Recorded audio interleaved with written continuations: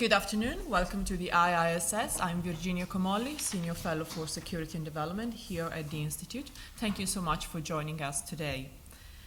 The strategic nature of the challenge posed by organized crime has become more and more evident. We just have to think of examples such as Mexico, Mali, or Russia, just to mention a few, to show how criminal networks are not simply a problem for law enforcement, but are indeed embedded in the local political and socioeconomic ecosystems, with very severe repercussions for security, governance, and development.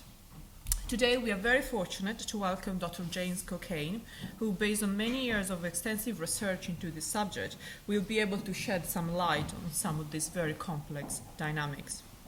James is the head of the United Nations University Office at the UN headquarters in New York. He's a lawyer by training, and he was previously a senior fellow with the International Peace Institute, the co-director of the Center on Global Counterterrorism Cooperation, and the principal legal officer in the Transnational Crime and Extradition Unit of the Australian Attorney General's Department. As I've already indicated, organized crime impacts development. And indeed, the recently adopted Sustainable Development Goals acknowledge the importance of combating all forms of organized crime and strengthening national institutions to become more resilient in the face of this challenge. With this in mind, I'm very grateful to Bianca Ginga from the UK Department for International Development for joining us today and for acting as a respondent to James's presentation. Bianca is a governance advisor in the Conflict, Humanitarian and Security Department. She leads the policy development agenda on organized crime for DFID. Prior to joining the British government, she has worked for a number of organizations, including NATO, the EU, the World Bank, and the UN. So James will speak for about 20 minutes, after which we'll hear Bianca's response, and then we'll have plenty of time for a Q&A session with all of you. It's very nice to be back at IISS and to see some friendly faces. Nigel, great to see you again. Rafa, thanks for coming. Mr. Ross, who's come all the way from Australia, although he has been in the UK for the best part of a decade. Nice to see you again, Cameron. I want to start to find a way into this topic with a story that was told by Jim Woolsey to the Committee on Banking of the United States House of Representatives in 1999. It was a hearing on money laundering, and the committee had called Woolsey to understand the realities of money laundering in that day and age, pre-9/11. And Woolsey told them this story. Imagine, he said, that you are in the fancy restaurant of a very fancy hotel on the shores of Lake Geneva.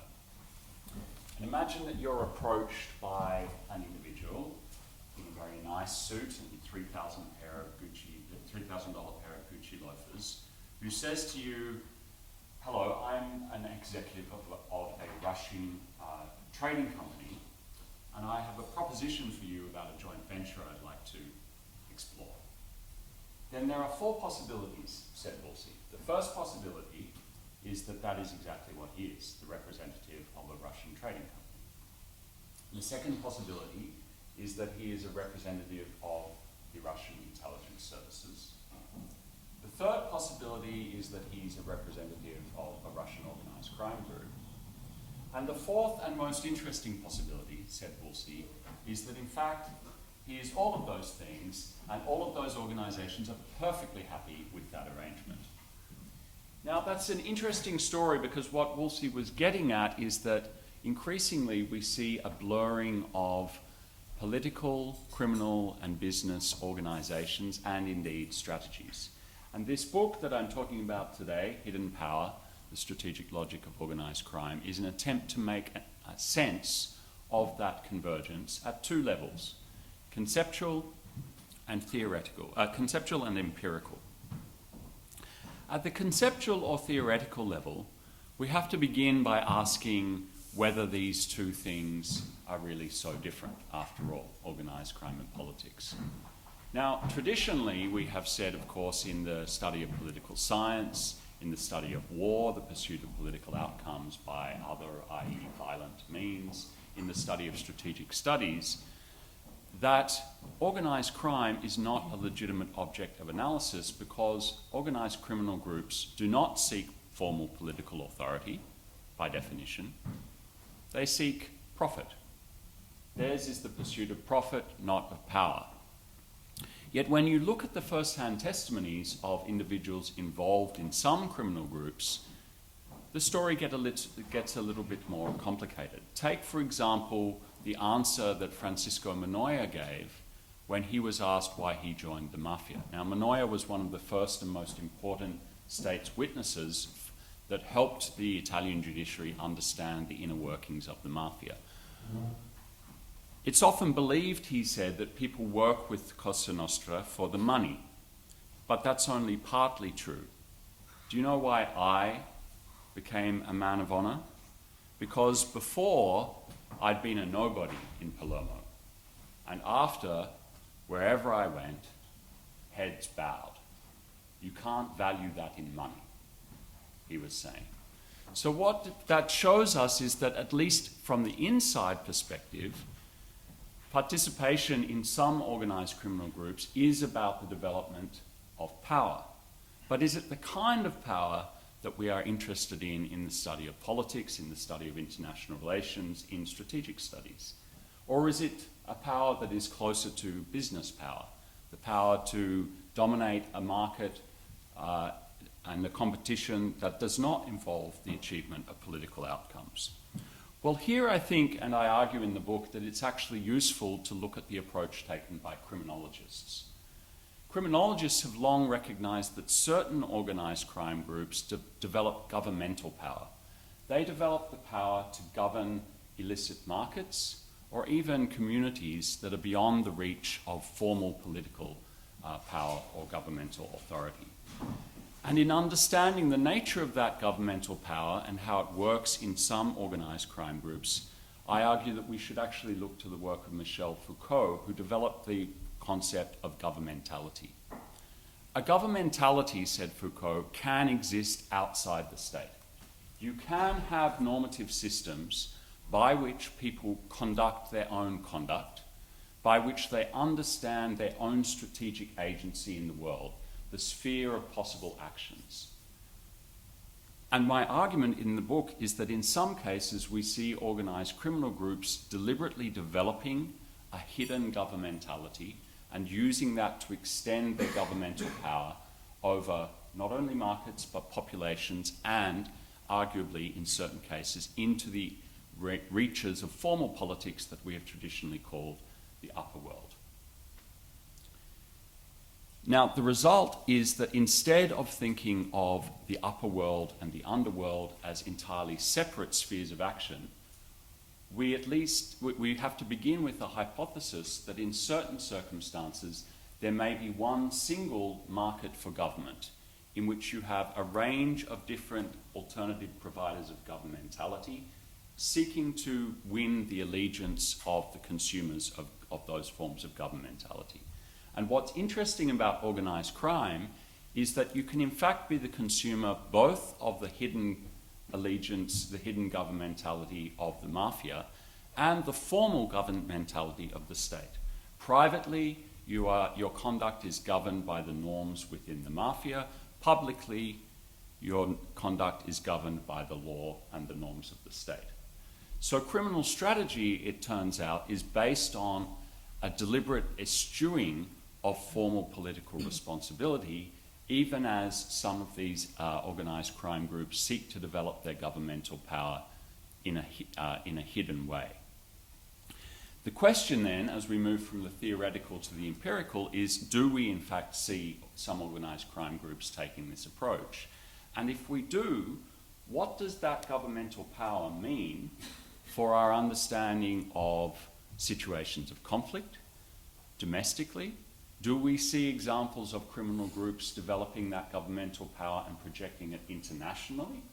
And what would that mean for our understanding of international affairs and of strategic studies at the international level?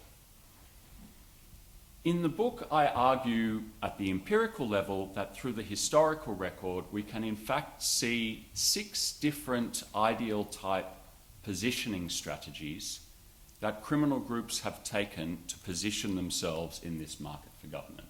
6 different ways that they have sought to interact with providers of political governmentality. And I want now, in the remaining few minutes available, to quickly just run through a few stories that give you a sense of those 6 different ideal types. Some of the stories from the book, but by no means exhausting all of the stories in the book. So please don't feel that there's no need to go away and buy the book after listening to this talk. To begin, I want to go back to early 1942, the middle of the Second World War. At the time, the United States had just entered the war after the attack on Pearl Harbor. U-boats were wreaking havoc with merchant shipping in the Atlantic. And having entered the war, the United States was now an adversary of France. On the western side of Manhattan, the largest cruise liner in the world, a French vessel, the Normandy, was docked. And since she was now enemy property, she was seized by the United States government, renamed the Lafayette, and began to be fitted out to be a troop transport. She was the largest troop transport at the time. 10,000 troops were about to be sent across the water to the European theatre. But in early February 1942, she burnt to her hull line, sank, killed 1 US serviceman, and injured 148 in the process. Now, the very real fear within US naval intelligence was that there might be saboteurs in New York, or that even possibly this was an indication that the Italians were developing a 5th column with Italian-American actors in the United States. It wasn't by any means certain that this was the case, but there was a real danger, so it had to be protected against. So the Navy sent agents down to the docks to try and gather intelligence about what had actually happened. And what they were told was absolutely nothing. Because it turned out that it was not the United States federal government that exercised effective governmental power in the docks of Manhattan. It was the mafia. So the United States Navy Intelligence developed a new project, which they called very creatively the Underworld Project, by which they reached out to someone you might have heard of, Lucky Luciano, who was sitting in a prison in upstate New York where he'd been put by a prosecutor, Tom Dewey, who actually by this point was the governor, and formed a collaboration with the mafia to extend the United States governmental power into spaces it could not reach. It used the mafia to gather intelligence, and then it went beyond that. It used the mafia to help it place naval agents, intelligence agents on fishing fleet up and down the eastern seaboard, to intimidate labor on the docks, to intimidate the press, and even at one point to catch 4 Nazi saboteurs that had landed for their summer holidays in the Hamptons on the eastern end of Long Island. What we see here is classic mafia strategy, an intermediation strategy, the first of the 6 ideal types that I lay out in the book, by which the mafia set itself up as the broker between the state and a space or a market or a population that the state was having trouble projecting its governmental power into. And in return, the mafia got protection and extracted criminal rents, including, we know from the archival record, protection from prosecution. Now, how do I say this with such certainty? Isn't this just speculation and hearsay? Well, as I mentioned, Tom Dewey was by this point the governor of New York, and when the war ended, he was told by the federal authorities, unfortunately, Mr. Dewey, that guy that you put away in 1936, you now have to release, because he collaborated with us in the war and we owe him. Tom Dewey was not very happy, and he was highly suspicious of this story. So he ordered a judicial inquiry, and the records of that judicial inquiry, unpublished, are sitting in an archive in the University of Rochester in upstate New York. And as you see in the relevant chapter in the book, they lay out in forensic detail, with first-hand testimony not only from government officials but from dozens of mafiosi, exactly how this collaboration developed and how strategic the mafia was in developing the relationship to their own advantage. Now, this didn't stop at the water's edge. It led to a collaboration also in planning the invasion and occupation of Sicily. And in Sicily, we see how the mafia, both North American and increasingly Sicilian, developed a new strategy, the second ideal type I describe in the book, which I call autonomy. A strategy not of intermediation between upper world and underworld politics, but of actually territorial separation, territorial sharing of the market for government. The mafia, when it arrived in Sicily, the Allied military government, the US and the UK, recognised that as they excluded the fascists, the only real alternative source of governmental power in Sicily was the mafia. And we have in the National Archives in Kew 2 wonderful memoranda written by a Captain Scotton, formerly an intelligence agent for the United States government in Sicily, about the mafia and about how the Allied military government should respond. And it said we have 3 options. We can confront them, we can negotiate, or we can withdraw. None of these looked like very good options from where the Allied military government stood, so it did that classic thing that occupying powers do when they're in these difficult spots. Its decision was no decision. And it left the agents of the Allied military government on the ground to muddle through. The result was that the mafia quite deliberately infiltrated the Allied military government, used its support to become the local mayors, and cultivated its own power in the interior of Sicily. But it didn't stop there. It then went on the offensive and actually developed a separatist political movement and a separatist insurgency, which it used to maximize its own leverage during the constitutional negotiation process after the end of World War II. It didn't, however, simply go to the Christian Democrats, who we know it ended up in bed with ultimately. Instead, it first went to the monarchists and said, what price can we get from you? It didn't like that price, so next it went to the communists, and only after that did it go to the Christian Democrats and develop the system of regional autonomy which has governed Sicily ever since. From there, in fact, we see a third strategy emerging, one I describe in the book as a joint venture or merger strategy, where the political and criminal organisations integrate vertically their organisations so that criminal assets are actually used for governance and political and state assets are used to develop criminal rents. We see this in particular with Salvatore Lima's control of Palermo in the 1950s, where he used mafia assets to control the local chapters of the Christian Democrat Party, and he used the control of the state that resulted to develop infrastructure and commercial schemes that fed money straight back into the pockets of the mafia. But it wasn't only there that a mafia was developing this kind of merged strategy. At the same time, halfway around the world, in Cuba, the North American mafia was doing the same thing with Fulgencio Batista.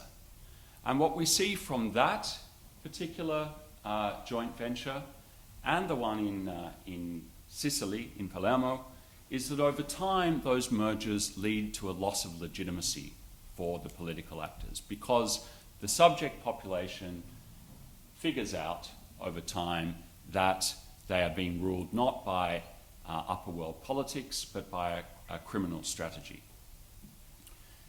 And in Cuba, this created a space in the market for government that allowed the communists and Castro to emerge as an alternative provider of governmental power. When the result was a loss not only, however, of legitimacy, but also of military effectiveness for Batista, as military appointments became based not only on military need and military capabilities, but control of local vice markets. Something that is very instructive for how we think, for example, today of what went on in Mali 5 years ago, where cocaine flows corrupted the system of military appointments in the north and led to appointments being based on a commercial and criminal logic rather than on a military logic. The result in Cuba was the space for Castro to move in. The mafia got pushed out. It tried at first to negotiate, but when that didn't work, it turned to a new strategy, the fourth one I describe in the book, which I call terrorism. as a criminal strategy. Now, isn't that odd to mix the two? Well, in fact, what we see here is that the mafia, we see from the archival record, organised military attacks from the Yucatan Peninsula into Cuba, explicitly targeting civilian and commercial targets in order to get them to put pressure on the Castro regime and possibly even to lead to the collapse of that regime, creating a space for the mafia and its puppets to move back into. This was a sophisticated strategy. It didn't only involve transnational armed attacks, it also involved paying for and standing up governments in exile in the United States and employing a PR agency on K Street to publicize this government in exile and create public support for it. And what it led to, we now find from inquiry in the archival record, is not that the CIA came to the mafia to make them its agents, as we had thought, but in fact that the mafia had developed and was executing its own plans for regime change in Cuba. And then the CIA piggybacked on this. And we know this because there is an Inspector General of the CIA's report that says exactly that in the archives outside Washington, D.C. And that's very important because it shows us that in the formation of those strategic alliances between criminal and political power, the fifth ideal type of strategy, criminals have agency. They are not purely structural phenomena. Organised crime is not purely a structural phenomenon. They actually have strategic agency in the development of governmental power and its projection internationally, including through the use of force. Now, in this case, the mafia was not successful. So what do you do when you've tried to confront? That has not worked. You've tried to collaborate. That has not worked. Well, we go back to the memo from Captain Scotton about the options in Sicily. You're left with one option: withdrawal. So that's what the mafia did. It decided to forget about Cuba and look for other markets that it could expand to. In the business management literature, there's a name for this. It's called blue ocean strategy. When you're in a market or an ocean that is running red with blood because it's too crowded, there are too many rivals, too much competition, your best strategy is to look to the horizon, sail off into an empty blue ocean and make your own market there. That's exactly what they did. They forgot about Cuba, they looked across the Caribbean Ocean, they said, Haiti looks pretty good. They organised an armed invasion of Haiti. Actually, it was Joe Bonanno, who you may have heard of as one of the mafia leaders in New York, who organised it. It was extremely unsuccessful. They were slaughtered. So then they tried something else and they thought, well, the military option isn't working so well. Let's try a more corruption-based approach. And instead, they developed a new market in the Bahamas through cooperation with the white pseudo-supremacist elite in the Bahamas at the time. And that led to the creation of in their own words, in the Bahamas, neo-feudal domain on Grand Bahama, where they developed the basics of what we now call casino capitalism. But what's also interesting about that case is, again, we see strategic learning by the mob. As the legitimacy of this joint venture waned, as the local population recognized that they were being ruled by collaboration between political and criminal actors, instead of turning to the military option, or instead of ignoring it, as had happened in Cuba, the mob decided to try a new strategy. And they deliberately reached out to a graduate of King's College London, actually, Lyndon Pindling, who was a young lawyer and the leader of the black opposition. And they bankrolled his campaign, his electoral campaign, and they gave him access to aircraft to be able to reach parts of the Bahamas, and they helped him win power through the ballot box. That was an extremely successful strategy. About 25 years later, Pindling was brought down as a result of corruption inquiries that showed that he had actually been selling off parts of the Bahamas to Colombian cocaine cartels. Not King's finest day, I'm afraid to say, as a proud King's alum myself. So what do we learn from all of this in the last 2 minutes left to me? Well, I think we learn several things. First, we see that in some cases, not all cases, but in some cases, some criminal organizations seek to and do exploit governmental power and use it to influence political outcomes not only at the domestic level but internationally. We see that they can adopt a variety of positioning strategies, but that what is common through all of those criminal strategies is that you don't seek formal political responsibility. You seek political power, but not responsibility.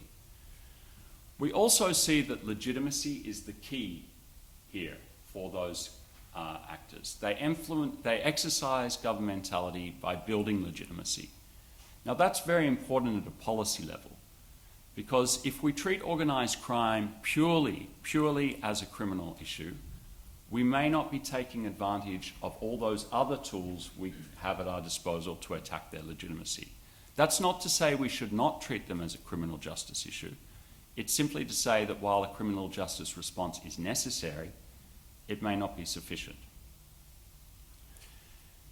We also see that over time, the way that these strategies have played out has changed as the political economy these groups have worked in changes the strategic environment to which they're responding. And as globalization lowers the transaction costs for even small armed groups to enter global illicit markets, I think we're seeing an increasing hybridization of strategies by those groups. Think, for example, of some of the criminal groups in Mexico, which blend, for example, the legitimacy of religious sources, military organization, and in some cases, criminal strategy. But we also see these groups switching, oscillating quickly between these different types of strategy.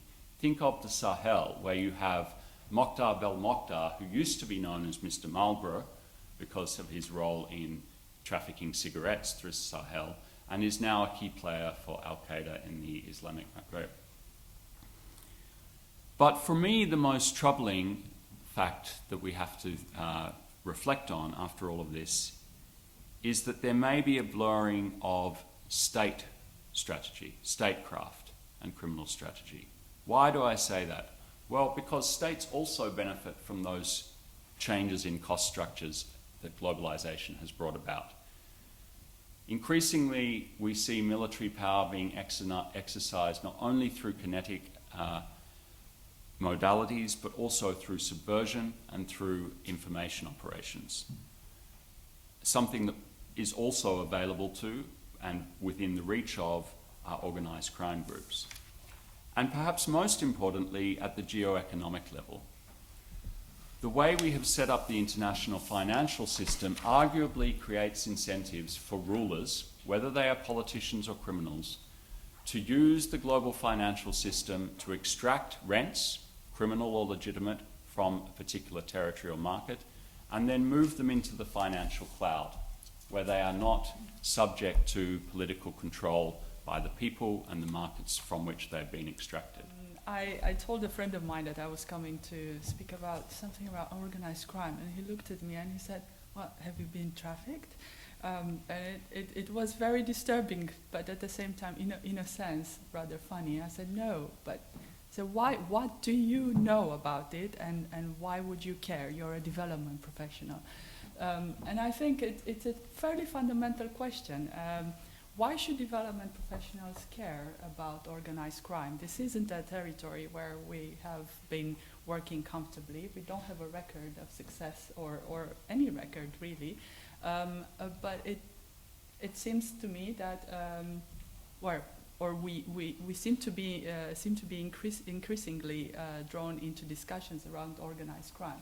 So I thought that it would be useful to share a few thoughts about why development professionals should care about organized crime. What is it that, how we think about it. Why I think James's book is relevant. What have I taken from it, again, as a development professional? I have some questions for James as well. So why should we care? I'll start with a quote from the book, actually, which is, "Competition to govern is ultimately won and lost in the mind. It is a battle for social legitimacy." I think it pretty much sums up what development professionals are trying to do today when we are engaging in fragile and conflict-affected states increasingly and we're trying to support states, to support the capacity of the state, build capacity of the states, help states gain legitimacy in the eyes of the population that they are meant to rule in order to build stability. So we are working increasingly, as you probably know, development has had some tremendous successes over the past 20 years. But those gains have been made in stable environments. If you're looking at what has happened in fragile and conflict-affected states, that's a flat line. So we are increasingly working in very difficult environments where we have to engage with conflict. We need to understand what drives conflict, what stops conflict, what builds sustainable peace.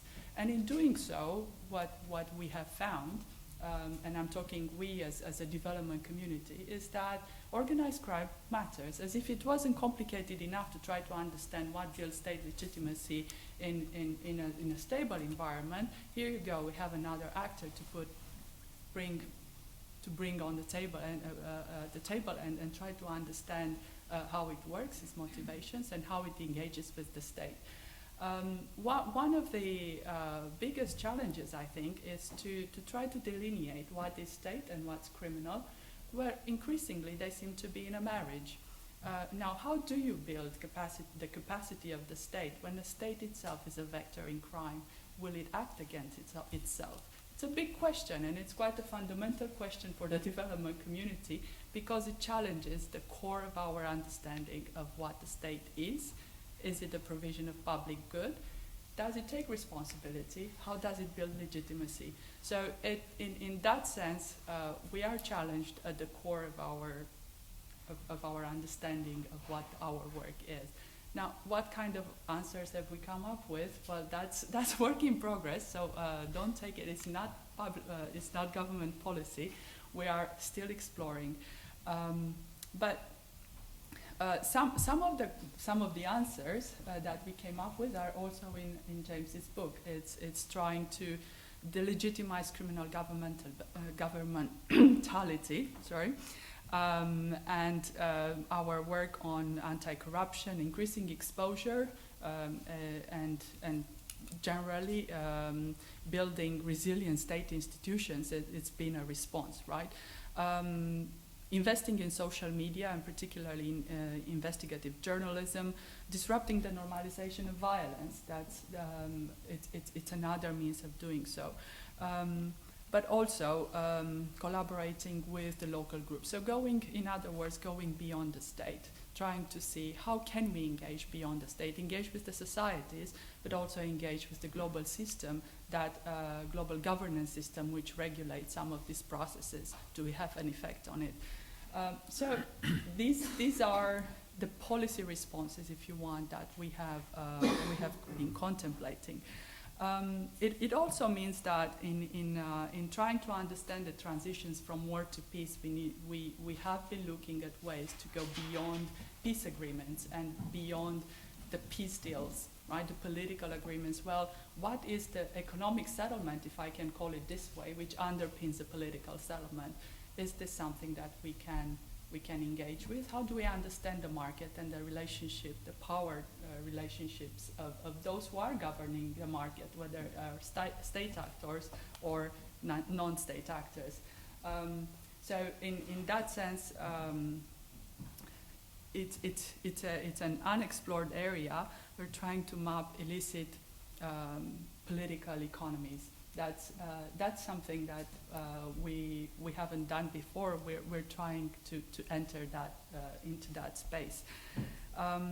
So there is a development response. It's not. I don't think it's articulated yet. It's not gelled into a strategy. This is what development is. This is where we fit in the picture. It's still rather challenging to try to understand how do we integrate our work with the law enforcement work.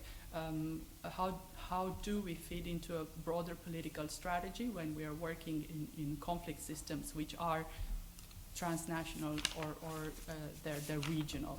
And with that, how do we work when our business model is centered around working in state by state, how do we work transnationally when the supply chains and the value chains of some of these enterprises are very long and they're cutting across various jurisdictions. So big challenges for us as a development community, and it's at the same time great opportunities to rethink how we're engaging, how do we see our work, and how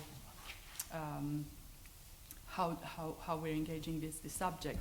I think that with that I will go to what are my questions for James. I think, what do you think? You've mentioned, and your examples are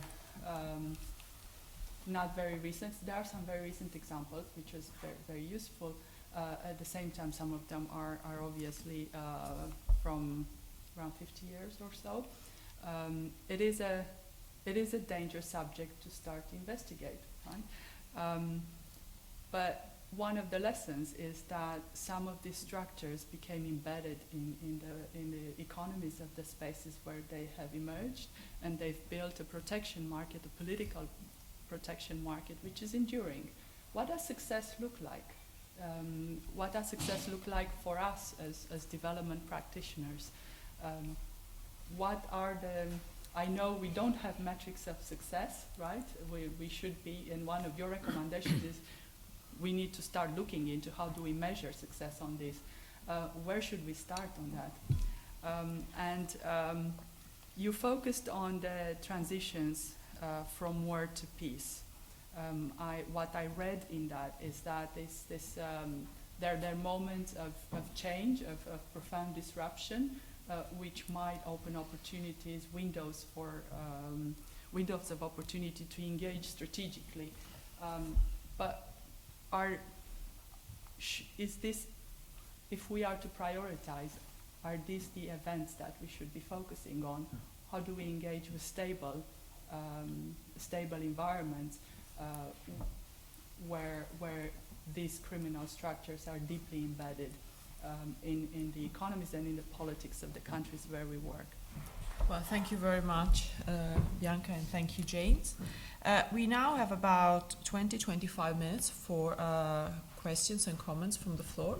If you would like to make a contribution, please raise your hand and wait for me to call on you.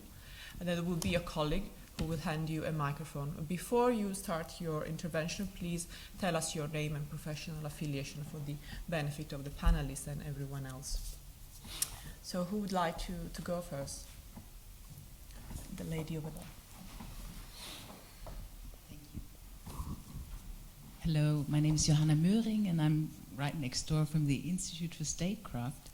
And I have a question that deals directly with the name of my institute. And both of you have alluded to the fact that we have a blurring of lines between what states do and what organized crime does. And especially if you look through history, you have these moments where states have been very willing to outsource tasks to organized crime group.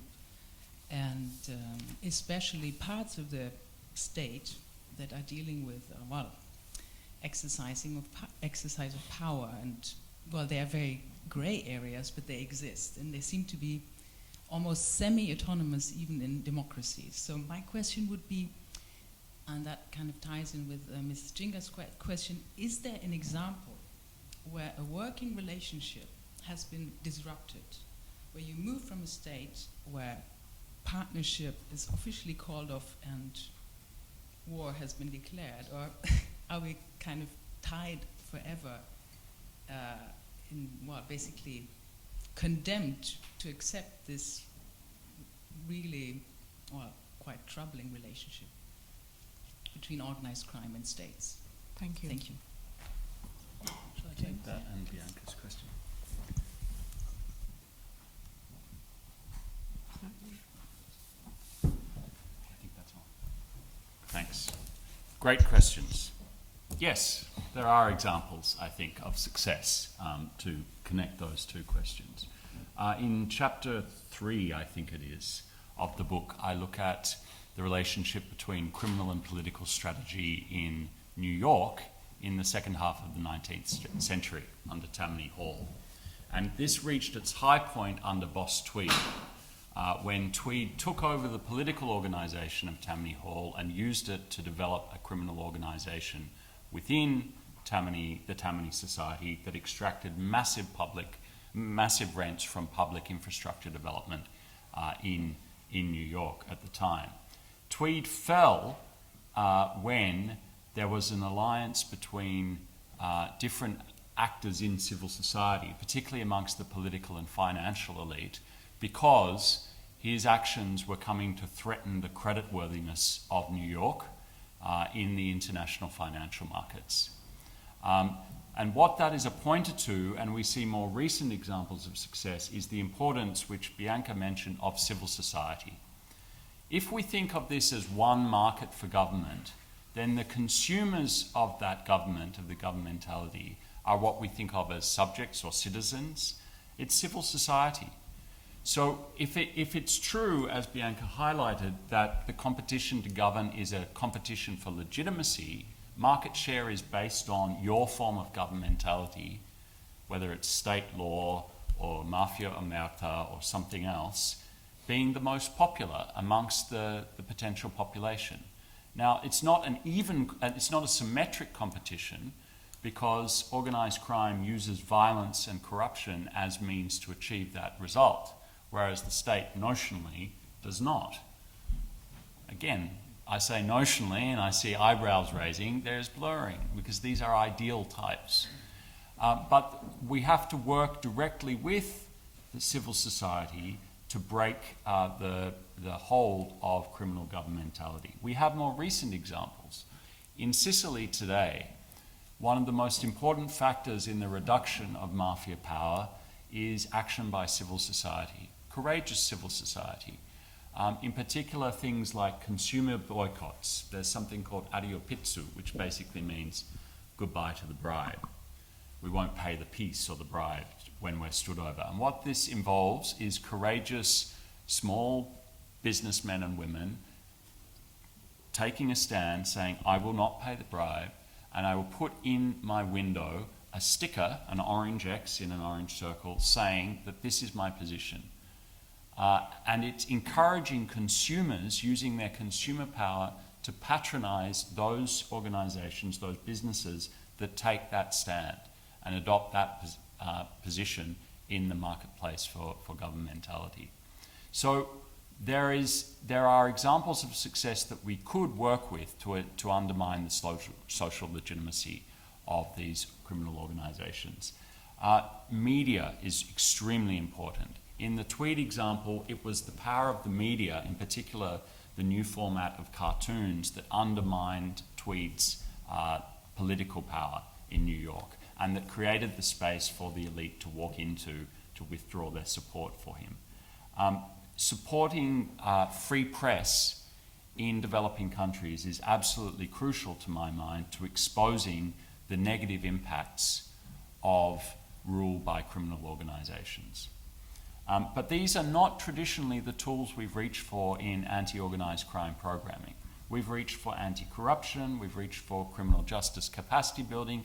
They're important, but these are the additional tools we could be looking to engage with civil society. And I think, to be extremely brief, that's my answer to your second question, Bianca, that even where these systems are embedded with political actors, there's a way to work gently with civil society to change norms that ultimately will change the dynamic between political and criminal actors.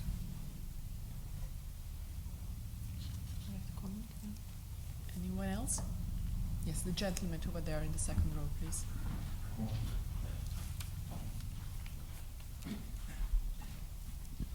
Thank you very much for a really interesting session. Frankly, I wish I had your book a year ago. I've spent a year looking at organised crime in Mexico. So I've got a specific question with Mexico in mind. I'm really taken by this idea of governmentality. So, for example, when the Sinaloa Federation started to provide government services in the more remote regions, the schools, the medical facilities, and frankly, security, I don't know if you cover it in your book. I will, of course, buy your book, but I wonder if you do cover it as a concept like Hezbollah did in Lebanon, etc. Because that seems to me the real emotional power that they feel they get from being able to provide those services to what they see in the Robin Hood concept, if you like, in their part of society. I just wondered if you cover that in your book. Sir, would you mind introducing yourself? Sorry, Sean Riles from the Ministry of Defence. Thank you. Sure. So there's a short passage on Mexico in the second last or last chapter of the book. And what's interesting to me about Mexico is the way that we see different groups in the last 15 years experimenting and, as I call it in the book, innovating with different hybrid criminal strategies.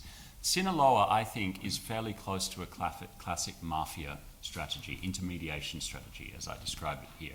They're positioning themselves between the state and trafficking flows in particular. And they use the types of service provision that you talked about to create the social legitimacy that provides them the protection they need. Other cartels have taken a different approach. The Zetas are particularly interesting because they drew on a very different set of capabilities. And this is back to the strategic thinking, that the strategy you adopt at an organizational level depends in part on how you read the strategic environment, but also on the capabilities that you have and that you can develop.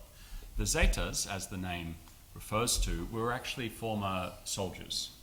And so their approach is much more based on use of force rather than corruption.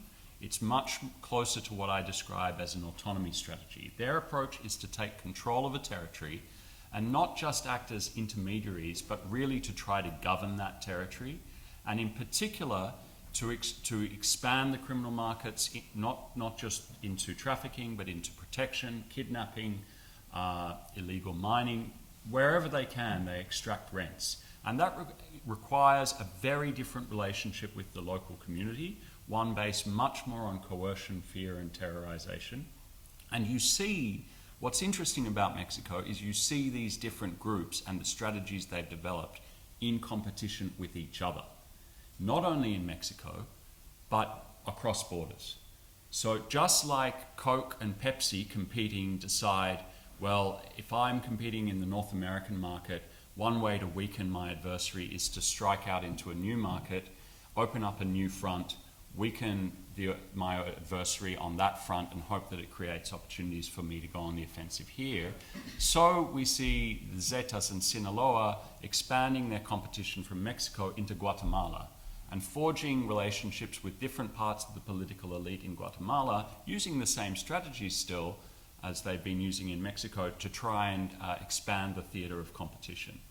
And that's a whole new way, I think, of thinking about transnational military and political strategy in international affairs. We still tend to have borders as very hard delineating lines in thinking about political and strategic competition. But I think this is an example of how we need to be very careful of that. And as Bianca said, that's really challenging for our policy response, because our institutions are not built to think in that kind of way. And that kind of political economy mapping that allows us to see there are opportunities for an organization to reach across the border that they may respond to is a new type of approach that we're going to have to think carefully about. Thank you. Sir, please. Dozen Bowen, I'm a member of the Institute. Maybe I should buy your book and then I won't have to ask my question. But just thinking about Colombia, yes, and recent developments there, and my understanding, not deep, is Colombia started basically as a political movement. I mean, it was overtly, ostensibly, directly a political movement which transformed itself into a drugs organisation and a sort of vast criminal activity with a lot of ground being held. My question really is more about what is it that caused the possibility of peace? And I know they're not quite there yet after the referendum in Colombia, but I mean, what was it? Is this civil society that was really speaking and causing the FARC to give up the fight? Was it military action, or is it a combination of a whole range of things? I mean, just in terms of, you know, what is it that causes these long-running organised crime crises to come to an end? And maybe it's a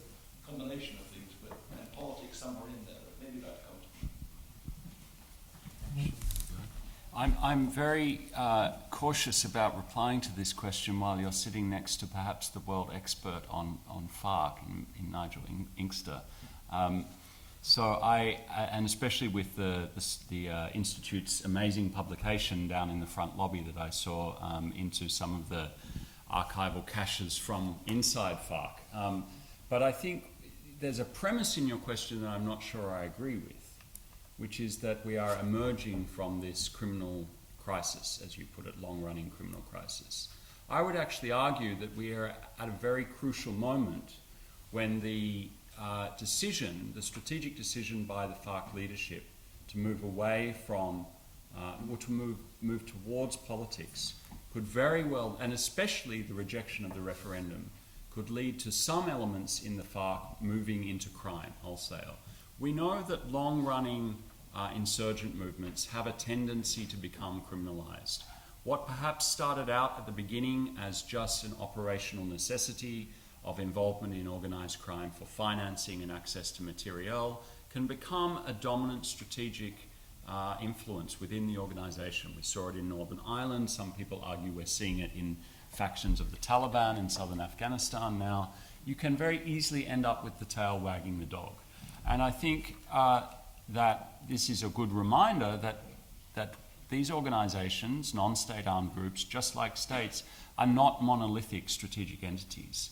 These different strategies, and actually I look at this in the Tammany example in the first historical chapter in the book, there's competition inside the organization between criminal and political strategies for dominance in influencing the overall organization.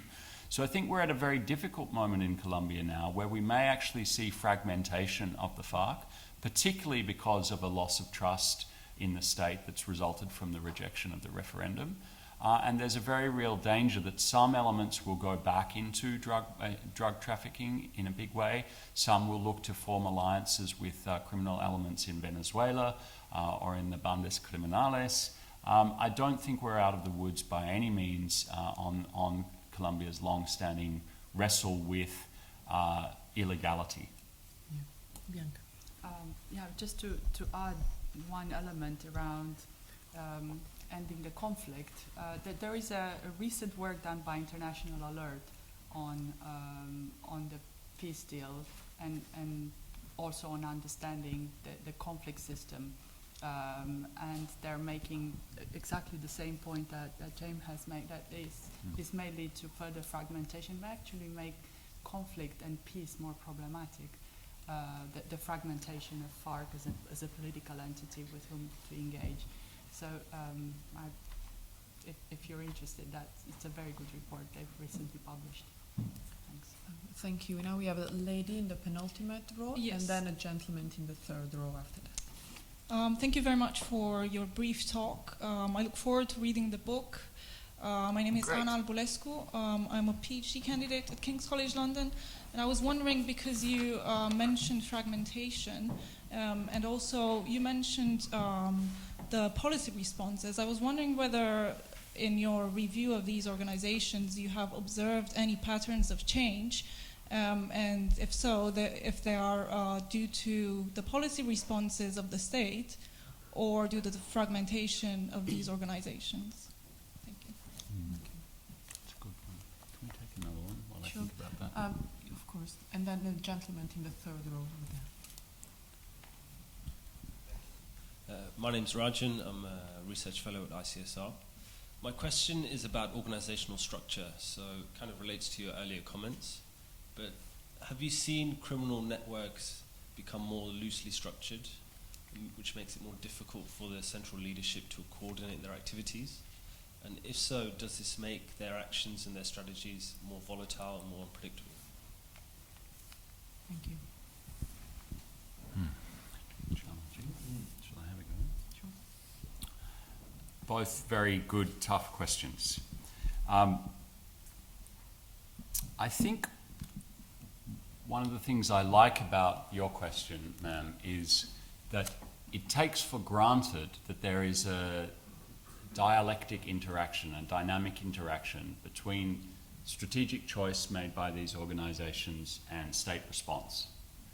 And if our policies were developed on that presumption, we would be in a better place than we are now. At the moment, we tend to treat crime and organised crime as a structural phenomenon and not as having agency. And you heard me banging on about this. This is a key point. This was why I delved into the literature, to understand, are there organisations that are, in a strategic way, reading their adversaries and trying to develop their strategy in response, preempting what they think that the state is going to do. I do think that we see evidence that the reading of the state's expected response shapes and influences the organisation's choices in some cases. We also see people who are very bad at it. I didn't mention an example covered in the book. Around the same time the mafia was developing its power in Sicily after the Second World War, there were a number of other armed groups that emerged out of the remnants of war that sought to influence the political process. In particular, a very famous bandito, Salvatore Giuliano, who was a considerable military force in Sicily, and just tried to navigate his way into politics after the war. He wrote directly to Prime Minister Churchill. He wrote directly to President Truman, seeking political patronage, saying, I will be your vanguard against the communist adversary in the Mediterranean. It didn't work. He then carried out a terrorist attack on a May Day parade or rally just outside Palermo, killing a lot of people.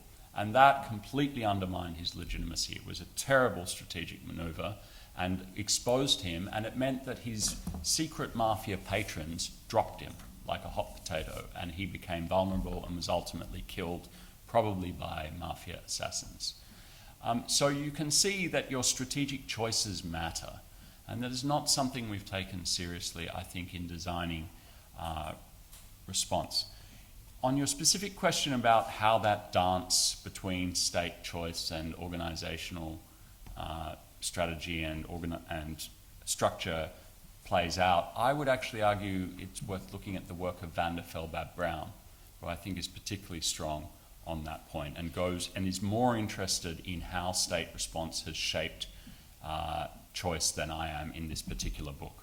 So please have a look at her work. She's at Brookings in DC. On the question of whether we see changes in the way that networks are structured and what that means, I know that there is a vogue in the policy literature to argue that criminal organizations have become less hierarchical and more networked as a result of globalization. I'm not convinced. I'm not convinced because I think that goes back to the structural way of thinking. That organised crime is simply a structural phenomenon resulting from underlying historical material factors. And I think actually that these individuals have more agency than that, and that when you look across the historical record, there has been a variety, a spectrum of horizontal and vertical organisational structures chosen by different actors to respond to the way they've understood their strategic environment. And that it's much more complex than unitary firms versus horizontal markets. I spend a lot of chapter 2, actually, of the book looking at organisational theory, and particularly trying to understand organisational ecosystem theory in the business literature applies to analysis of this area. And my conclusion is essentially that there is much greater diversity than much of the policy literature allows for. Thank you.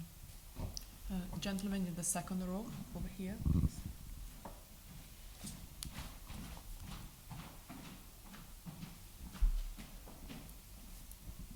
Thank you. I'm Adnan Nakvi. I'm a student at the LSE, and I was wondering, with this relationship between political and criminal strategy, is there a scope for influence from different religious ideologies on their actions? Yeah, that's a great question. I think the short answer is yes. We see What I don't do in the book, but I think is potentially quite interesting, is to think about where terrorism as a political strategy, not terrorism as a criminal strategy, but terrorism as a political strategy fits into this discussion. Is there a coherent form of governmentality that specific organizations are offering? Imagine ISIS, for example. What is the nature of the governmentality that they're offering? Is it a sustainable product in the marketplace for government over time, or is it actually not sustainable because it's so based on coercion and fear and terrorization of the populations in the territory they control that there will be backlash? I'm not an expert on ISIS, so I don't seek to answer that question. But it's clear that some armed groups are drawing on religious iconography as a basis of social legitimacy. And this is not new. The mafia manipulated and exploited Christian memes and tropes and symbols for most of its existence. In Mexico, there is one particular cartel called, very apt given the part of London that we're in, Knights Templar. And they have explicitly resurrected the military religious iconography of the Knights Templar and use it as a way not only to internally organize and discipline their own actors, but to create legitimacy as protectors of the local community, armed protectors against the evil world. That their code, their constitution, explicitly represents them in that light. So, there is a very old and unsolvable question in political science and theory about whether religion causes violence or under what conditions it can do so. I think, like any offering of normative influence, there is a danger that religious thinking can be exploited by those who are willing to use violence for their own power maximization. Bianca, at the beginning of your remarks, you mentioned the fact that some people might still think it's unusual for a development professional to be interested in organized crime. And I'm pretty sure that had we had a similar event 10 years ago, we would probably not have had a development professional on the panel. But now it's pretty obvious to me why we do need to have one. So can you tell us what you think prompted this policy shift? Yes, I think it's still unusual for some development professionals to to talk about organized crime. Yes, so I can speak for my organization, right? We participated obviously in the strategic defense and security review when we were looking across the horizon, right?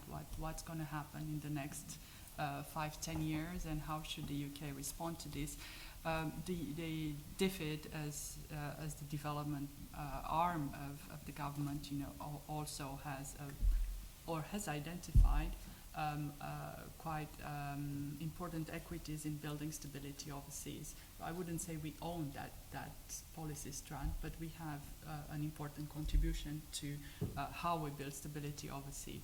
And in that is the government policy. That is what guides our investment.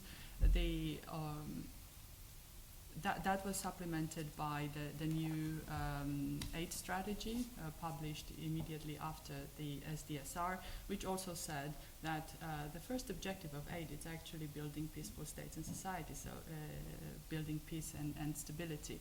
So it only validated our own thinking that engaging with conflict, it is a prerequisite for alleviating poverty.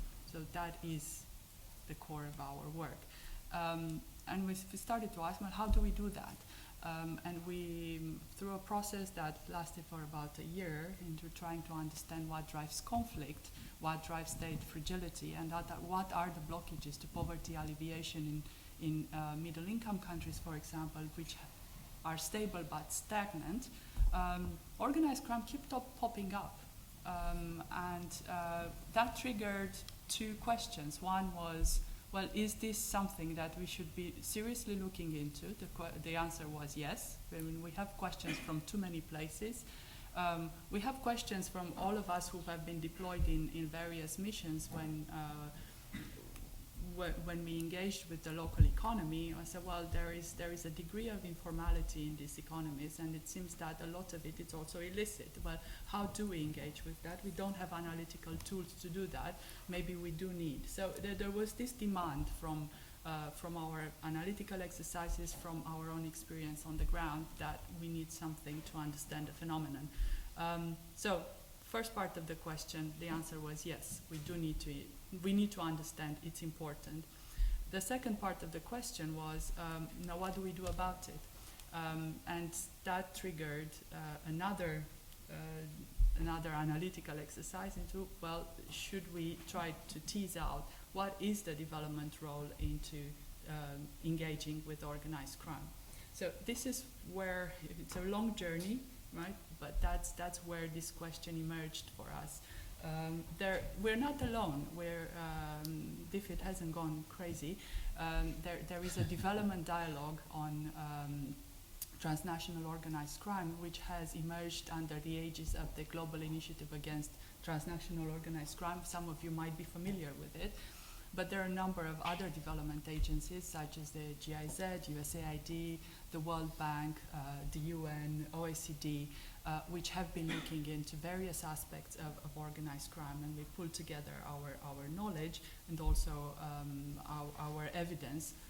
We are development agencies, we need evidence so for whatever we do. We thought about it as a community of interest. And what does it mean for development, not just for individual agencies or for various programs based at the country level. So I would say that it is at the forefront of development thinking today, but it hasn't gelled in a very coherent or consistent work yet. But nonetheless, it's very encouraging to see how these responses are becoming a more multidisciplinary. Okay. Well, I'm afraid this is the end of the event. I actually have a long list of questions I would like to ask our panelists, but I'll keep them for maybe a private conversation. I've learned a lot, and I'm sure that James's research will be of great use for people working on organized crime and related issues, but from many different fields of work. So please join me in thanking both James Cockayne and Bianca Ginga for their contribution today.